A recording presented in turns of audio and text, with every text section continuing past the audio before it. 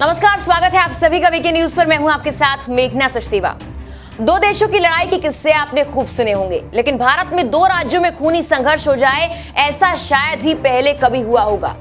चलिए, संघर्ष भी दो राज्यों के लोगों के बीच हो तो समझ आता है किसी मुद्दे को लेकर तनाव हो गया होगा, लेकिन दो राज्यों की पुलिस सामने सामने आ जाए और ऐसा संघर्ष हो कि कई जवान मारे जाएं, यह हैरान और परेशान कर देने वाला है।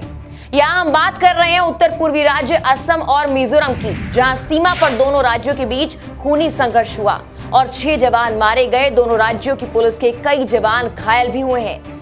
ये संघर्ष नया नहीं है, इसका इतिहास काफी पुराना है।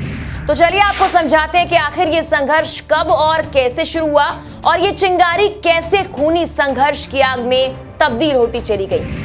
असम और मिजोरम के बीच ये सीमा विवाद 146 साल पुराना है। साल 1875 में अंग्रेजों ने मिजोरम और असम के काचर के बीच सीमा का निर्धारण कर दिया।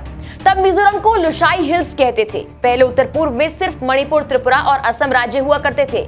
मिजोरम, मेघालय, नागालैंड और अरुणाचल प्रदेश पहले असम का हिस्सा थे, जिसे ग्रेटर असम कहते थे। हालांकि अरुणाचल प्रदेश के कुछ हिस्से तब नॉर्थ ईस्ट फ्रंटियर एजेंसी कहलाते थे, जो ग्रेटर असम से अलग थे। इस इलाके में अलग जनजातियों के लोग रहने लगे, जिसकी भाषा, संस्कृति और पहचान एक दूसरे से काफी अलग थी।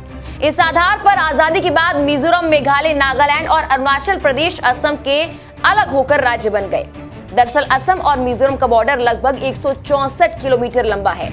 ये बॉर्डर मिजोरम के ऐजवाल, कोलासिब, मामित और असम के काचर, हेलकांडी और करीमगंज जिलों से होकर गुजरता है। ये विवाद इसी बॉर्डर के पास मौजूद गुटगुटी गांव के पास शुरू हुआ, जब मिजोरम की पुलिस ने यहाँ कुछ अस्थायी कैंप बना लिए।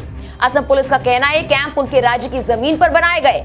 वहीं मिजोरम पुलिस का ये दावा है कि ये इलाका उनका है, जिस पर असम पुलिस दावा जता रही है। बात बढ़ी तो दोनों राज्यों की पुलिस ने एक दूसरे पर फायरिंग की, जिसमें असम पुलिस के 6 जवान घायल हो गए। सिलचर जिले के एसपी को भी इस दौरान चोटें आई हैं। इतना ही नहीं, इस विवाद में कई गाड़ियां भी तोड़ दी गई। हिंसा में मिजोरम की तरफ से कई आम नागरिक भी शामिल हो गए।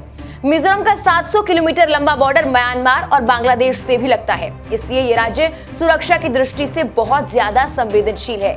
म्यांमार की सरकार के तख्ता पलट के बाद से बड़ी संख्या में रिफ्यूजी भी मिजोरम पहुंच रहे हैं। मिजोरम की सरकारों का दावा है कि आजादी के बाद हुए सीमा के निर्धारण की वजह से उनके बहुत सारे मिजो भाषा बोलने वाले असम का हिस्सा बन गए।